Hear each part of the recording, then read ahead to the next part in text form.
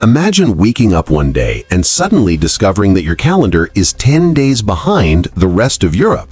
Time itself seems to have slipped away overnight. This wasn't a mistake or a glitch. It was the result of a bold decision by one of history's most powerful monarchs, Queen Elizabeth I, during a time of intense religious conflict and scientific change. Welcome to the story of how England refused to change its calendar in 1582, leaving it nearly 2 centuries out of sync with much of the world. The story begins with the Julian calendar, introduced by Julius Caesar in 46 BCE. For centuries, it was the standard way to mark days and years across Europe. But it had a flaw. It assumed a year was exactly 365.25 days long. In reality, the solar year is about 11 minutes shorter. That small error caused the calendar to drift slowly, about 1 day every 130 years. Over time, this drift threw off the calculation of important Christian holidays, especially Easter. By the mid-16th century, the vernal equinox, on which Easter's date depended, had shifted from March 21 to around March 11th.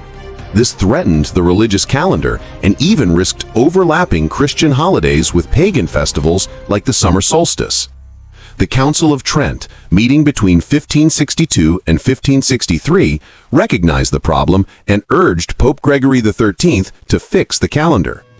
Enter Pope Gregory XIII, who in February 1582 issued the papal bull Inter Gravissimus.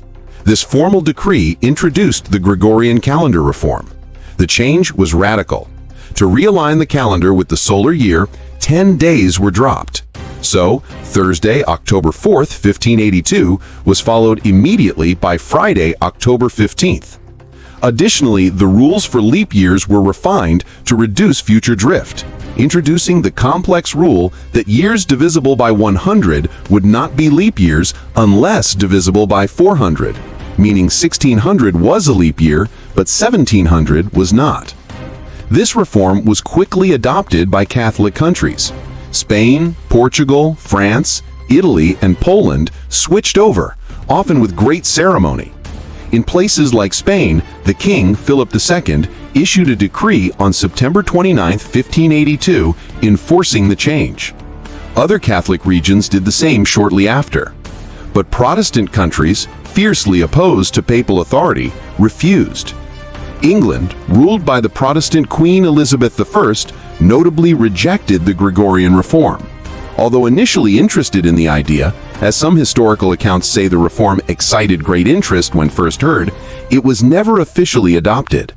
Elizabeth's government saw the calendar as a Catholic innovation linked with the Pope, whom they did not recognize as a legitimate religious authority. As a result, England stubbornly kept the Julian calendar for nearly 170 more years. This choice caused practical problems. By the 17th century, England's calendar was 10 days behind Catholic Europe. For example, when a merchant in London arranged to meet a buyer in Paris, their calendar dates didn't match. Travel and trade became administratively challenging as borders divided time itself. This calendar lag also affected English official records. The English New Year was celebrated on March 25th, not January 1, a carryover from the old calendar system, complicating historical date comparisons even further. Finally, after long debate, the English Parliament passed the Calendar New Style Act in 1751 to adopt the Gregorian calendar. The transition was dramatic. Wednesday, September 2nd, 1752, was followed by Thursday, September 14th, 1752. 11 days disappeared at once. Contemporary accounts claim some people rioted, shouting demands for their lost days back, though historians debate the scale of this unrest. This change aligned Britain and its colonies with the rest of Europe, smoothing trade, diplomacy, and communication. It also ended centuries of religious resistance to the papal calendar reform, marking a turning point in England's relationship with Catholic scientific authority.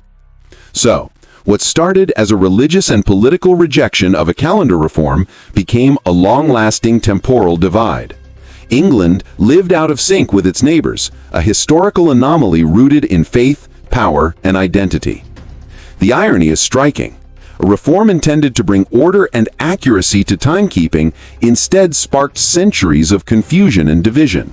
Queen Elizabeth I didn't just resist change, she set England on a course where it would literally experience life 10 days behind the rest of the world. It took nearly 200 years before Britain embraced the calendar of science over sectarian rivalry, reminding us that time, as much as history, is shaped by people's beliefs and choices, sometimes with surprising consequences.